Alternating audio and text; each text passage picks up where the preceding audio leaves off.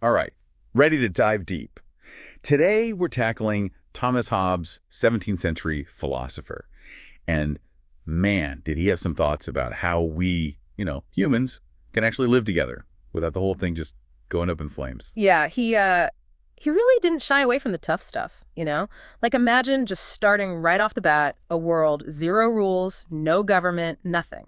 Hobbes called it the state of nature, and let me tell you, it wasn't pretty. Oh, from what I've heard, it sounds downright terrifying. Like, didn't he have that super famous quote about life in the state of nature, something about solitary, poor, nasty, brutish, and short? I mean, Yes, exactly. Brutal, maybe, but hey, it gets the point across. What he's saying is, without some kind of order, some agreement, it's a total free-for-all.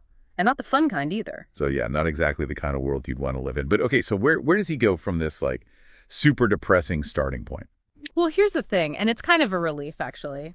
Hobbes didn't think humans were, like, inherently evil or anything. More like, we're all just driven by this need to, well, survive, right? Yep. Self-preservation, he called it. Totally makes sense when you think about it. Okay, yeah, I mean, survival's a pretty strong motivator. Hmm. But how do you go from everyone just looking out for themselves to, I don't know, a society that actually functions? That's where the social contract comes in Hobbes' big idea.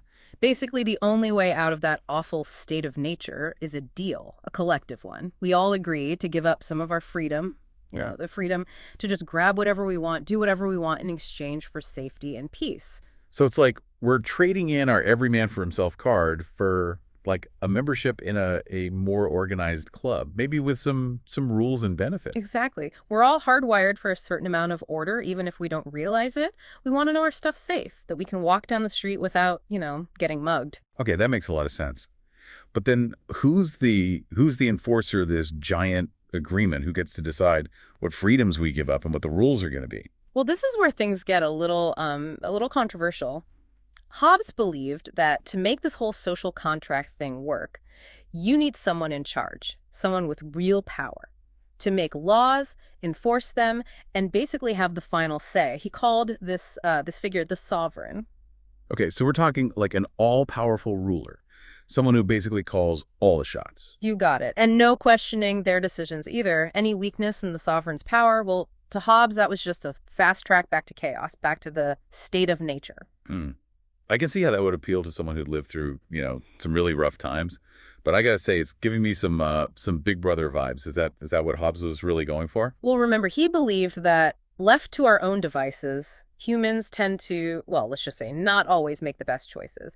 He saw the sovereign as the ultimate check on our, let's say, less noble impulses. So kind of like a parent for a civilization that needs a firm hand to keep things from going completely off the rails. Not a bad way to put it. He wasn't saying absolute power was ideal, necessarily. More like the most logical way to, make sure society didn't just crumble, especially in his time, right?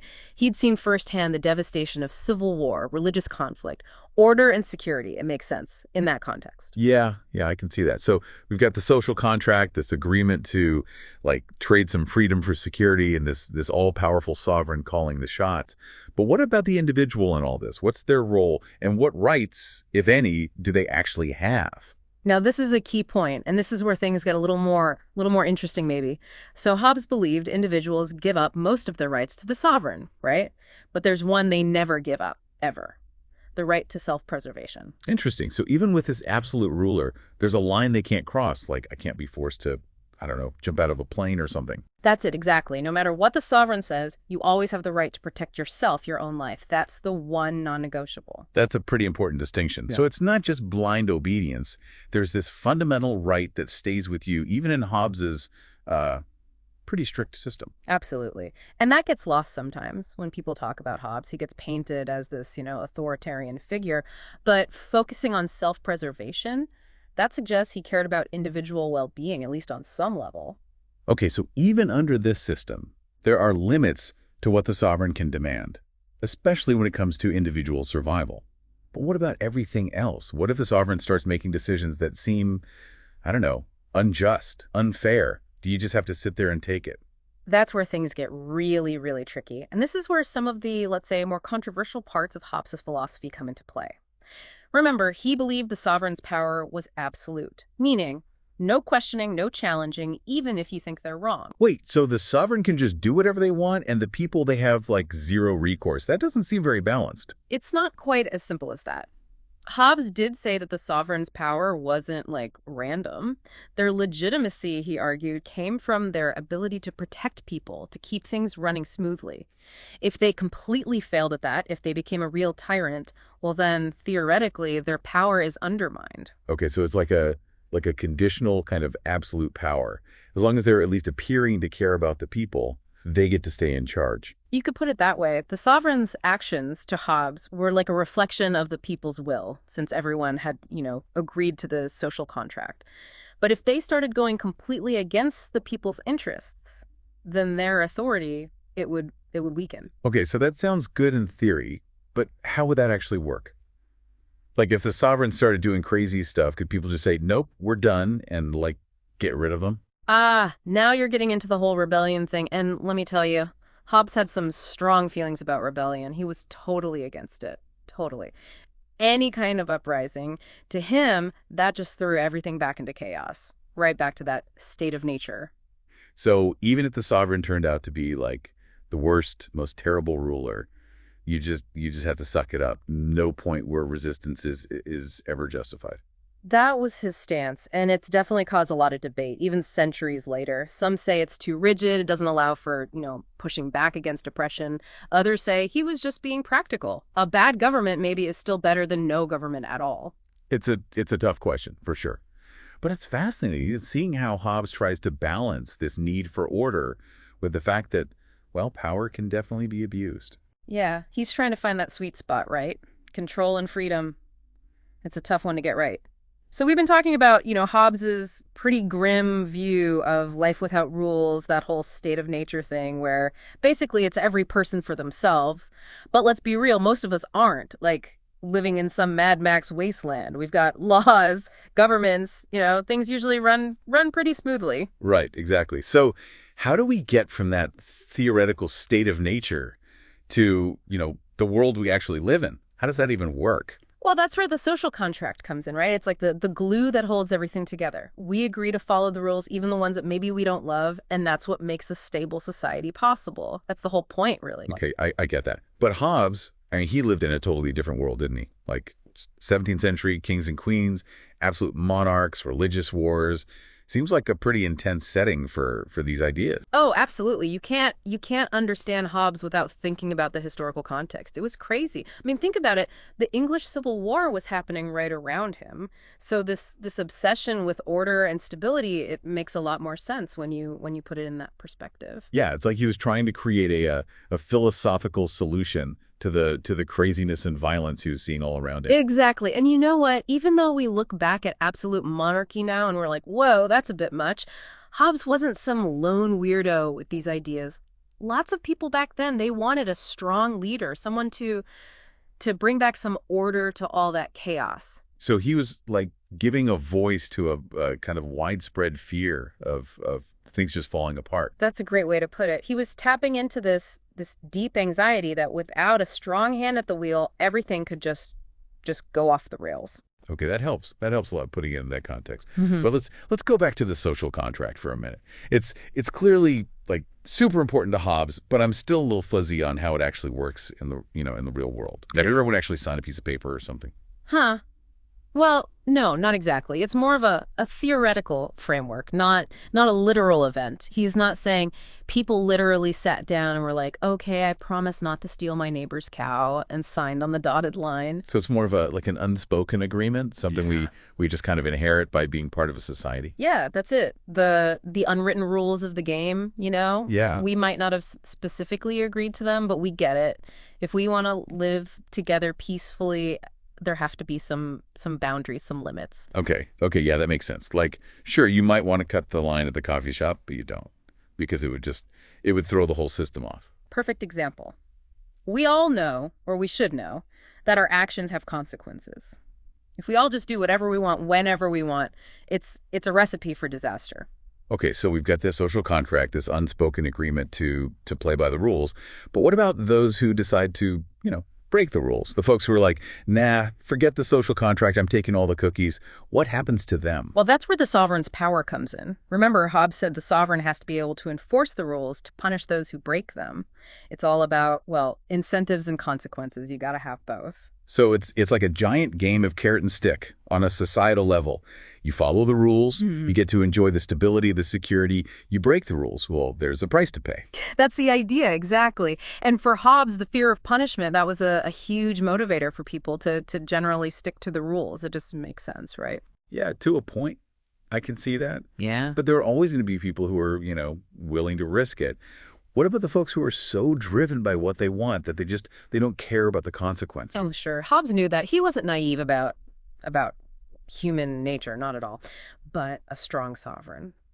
To Hobbes, that was the best way to make sure most people stayed in line. So it's about striking a balance between what individuals want and what's good for society as a whole. Like, you'll never completely get rid of rule breakers, but you can make it clear that there's a price to pay for going against the grain. Exactly. And Hobbes believed that a strong sovereign was the best way to maintain that balance. Any weakness, any hesitation, that just invites more people to break the rules. And that's how you get that spiral into chaos. Okay, so we're back to this idea of absolute power again. But doesn't that create a whole new set of problems? Like, what's stopping the sovereign from abusing that power, from becoming a real tyrant who just does whatever they want? That's the million-dollar question, isn't it?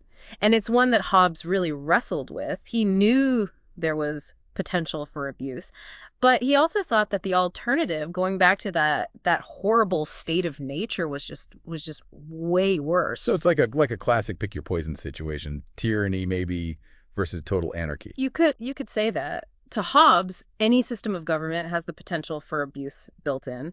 The question was, how do you minimize it? And he thought that a strong, absolute sovereign, that was the best answer he could come up with. Okay, so I'm trying to follow this. Let's say we accept this whole social contract thing, this need for a powerful sovereign. How do we know that this sovereign is actually acting in everyone's best interest? How do you hold them accountable? Now you're getting to one of the trickiest parts of Hobbes' philosophy. He didn't really have a clear answer for that. He argued that the sovereign gets their power from the consent of the people, but he didn't really say how people could, take back that consent if things went south. So you're basically stuck with whoever's in charge, even if they turn out to be like a terrible, horrible ruler. It's more nuanced than that, I think. Hobbes did say that if the sovereign totally failed to do their main job, which was protecting people, keeping things running smoothly, then their power would be, well, undermined. So it's like a conditional kind of absolute power. They're all powerful as long as they're at least sort of competent and not, actively making everyone miserable. Yeah, you could think about it that way. The ideal for Hobbes was that the sovereign's actions would reflect what the people wanted, since it was their agreement that created the social contract in the first place. But he was also really, really worried about any kind of challenge to the sovereign's authority. That was like a recipe for instability and chaos, as far as he was concerned. Okay, so it sounds like he was trying to walk this very fine line, acknowledging that power can be abused, but also not really having a good solution for what happens when it does. That's right. And that's where his theory has gotten a lot of criticism. Some people say that because he doesn't have a clear way to hold the sovereign accountable, it basically opens the door to tyranny. Others say he was just being realistic, that if you try to limit the sovereign's power too much, you just end up with a weak, ineffective government. Yeah. It's a tough issue. I mean, you want a leader who can make the hard decisions, but you also don't want to give them so much power that they become a dictator. Exactly. It's a dilemma that we're still struggling with today all over the world. How do you balance authority and accountability? It's not easy. And it's a tension that's playing out all around us, right? In debates about government surveillance, censorship, how much power tech companies should have. It's everywhere you look. Absolutely. And that's what makes Hobbes so relevant. Even centuries later, he was wrestling with these fundamental questions about human nature, about power, about the role of government, and we're still trying to figure those things out. So we've talked about the social contract, the need for a strong sovereign, the danger of that power being abused. But what about the individual's responsibility in all of this? What did Hobbes have to say about that? That's a great question. It gets to the heart of what Hobbes believed was the individual's most important duty, their obligation to the state once they've entered into this social contract. Okay, so what did he say? What's the individual's role in all of this? Well, for Hobbes, it was pretty simple, actually. Obey the sovereign. That was it. That was the most important thing. That was the foundation of a stable society, in his view. Okay, so obedience was a pretty big deal for him. But did he think people should just blindly follow orders no matter what? No questions asked? Well, not exactly. Remember that we talked about how Hobbes believed in that fundamental right to self-preservation, that right that trumps even the sovereign's authority. So it's not completely unconditional obedience. Right, so there is a line, even in Hobbes's system. But where do you draw that line between obeying the sovereign and, just letting them walk all over you? Yeah, that's a great question. It really highlights this tension in Hobbes' thinking, right? On the one hand, absolute power of the sovereign. On the other hand, these individual rights that can't be violated. It's a tricky balance. So it's this constant dance between what the individual wants and what the state demands. Exactly. And figuring out that balance, that's the challenge for any political system, really. Hobbes believed that for the social contract to work, people have to accept that the sovereign has the right to rule. But he also knew that the sovereign couldn't just completely ignore individual rights and get away with it. Okay, so it's not just blind obedience. Yeah. There's this acknowledgement that people have inherent rights that even the most powerful ruler can't just take away. You got it. And that's an important point that people miss sometimes when they talk about Hobbes. They make him out to be this, authoritarian monster.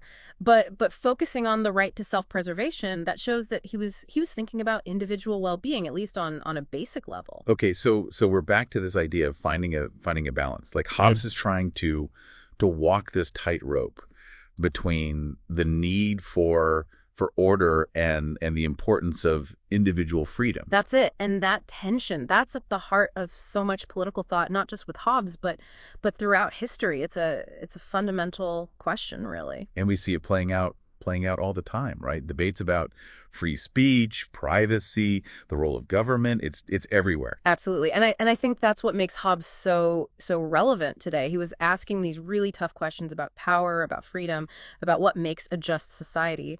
And we're still asking those questions today, aren't we? Yeah, it's like he gives us this framework for thinking about these issues, even if we don't agree with all of his conclusions. Exactly. And I think that's one of the most valuable things we can get from studying philosophy. It's not always about finding the right answers, but about learning to ask the right questions, to think critically, to engage in these big debates that have been going on for centuries. It's about wrestling with these big ideas and trying to understand the world around us a little bit better. Okay, so I'm feeling a lot more informed about Hobbes' ideas now, I gotta say. But before we move on, I have one more question about this whole social contract thing. So he says it's based on this idea of self-interest, right? We give up some freedoms in exchange for the security and the stability that a government provides. But what happens when that calculation changes? What happens when people start to feel like the costs of the social contract, like they outweigh the benefits? What happens then? Whoa, that's a really good question. And it gets right to the heart of what holds a society together, doesn't it? You're asking, like, what are the breaking points of the social contract? When does it start to fall apart? Exactly. What happens when people feel like they're getting a raw deal? Like the government isn't working for them anymore. Does the whole system just collapse? Well, that's a question that philosophers and political scientists have been debating for ages, and it's a tough one. There's no easy answer, but I think it's safe to say that when enough people start to lose faith in the social contract, that's when things start to get really shaky. That makes sense. It's like any relationship, right? If one person feels like they're always giving and giving and not getting anything back, eventually something's got to give. Perfect analogy. And I think that's one of the most important things to remember about Hobbes and the social contract. Yeah.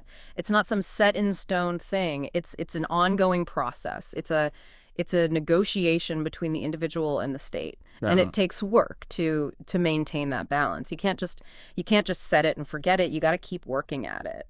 So, wow, we really went deep on Hobbes and his ideas, all the ups and downs, the stuff that makes you go, wait a minute. It feels like we've barely scratched the surface, though. Oh, for sure. Hobbes, he wrote a ton, and it's amazing how much of it still applies to things happening today. We could spend hours just picking apart his ideas about power, human nature, what government should even be. True, true. But for our listeners who are ready to keep going down this rabbit hole, what are some of the key things about Hobbes that they should really remember? Well, I think the biggest thing is to remember that Hobbes wasn't just some, philosopher stuck in an ivory tower. He lived through some seriously crazy times, political chaos, civil war, the whole nine yards, and that really shaped his worldview. So this whole idea of order and security being super important, this belief that you need a strong leader, it all makes more sense when you think about what he actually experienced. Exactly. He was trying to figure out a world that seemed like it was falling apart, and his philosophy was like his way of trying to create a blueprint for something more stable, more predictable. Right, right. But it's also kind of wild how his ideas, even the ones that seem a little, well, extreme to us now, they still resonate with people today. Why do you think that is? That's a good question. I think deep down we all worry about chaos, about things just going off the rails. We crave security. We want to feel like things are predictable, and Hobbes, he speaks to that, he gets that. It's like he's zeroing in on this fear we all have, Yeah. that if we don't have strong rules, strong institutions, things could just fall apart. You got it. And in a world that feels more and more chaotic every day, well, that message of order and stability, that can be really, really appealing. Okay, I can see that. But doesn't that also make his philosophy maybe a little dangerous? Like, if people are willing to just accept a strong leader, even an authoritarian one, Yeah. just because they're afraid of chaos, doesn't that lead to tyranny? Yeah, that's the big question, isn't it? And it's a question we got to ask ourselves anytime we're talking about power, about the role of government. Hobbes's whole thing was that the best way to prevent tyranny is to make sure that the sovereign's power comes from the people. It has to be based on their consent. But didn't he also say that you can't question the sovereign, you can't challenge them, even if they're doing things that are obviously bad for the people? Yeah, he did say that. And that's one of the trickiest parts of his whole theory. He never really gave us a practical way to hold the sovereign accountable. He seemed to think that the fear of going back to chaos, back to that state of nature, that would be enough to keep the sovereign in line. But what if that's not enough? Yeah. What if they decide to use their power for themselves, Yeah. even if it means hurting the people they're supposed to be, protecting? Man, that's the big one, right? And it's a question that we're still dealing with today. All those debates about government surveillance, censorship, the use of military force, it all comes back to that question. How much power do we give up, and how do we make sure it's not abused? It's like a reminder that even the best systems, even ones that start with the best intentions, they can go bad. And it's up to us, up to the people to stay vigilant, to make sure things don't go too far. Absolutely. We gotta keep asking those tough questions, keep those in power accountable, make sure Yeah. they're working for us, not just for themselves. And that's something that each of us can do, Yeah. right? It's not someone else's job. It's on all of us. We gotta participate, make our voices heard. 100%. And that's why these conversations, these deep dives into these big ideas, they're so important. We can't let ourselves get complacent. We gotta keep thinking, keep questioning, keep pushing for a better world. Well said. And I think that's a great place to wrap things up. We've gone deep on Hobbes, on his complicated ideas and how they connect to the world we live in today. It's been a great conversation, and I hope our listeners will keep digging into these questions, keep exploring these ideas. And if you're ready for more Hobbes, we've got a bunch of resources in our show notes, so keep those brains buzzing.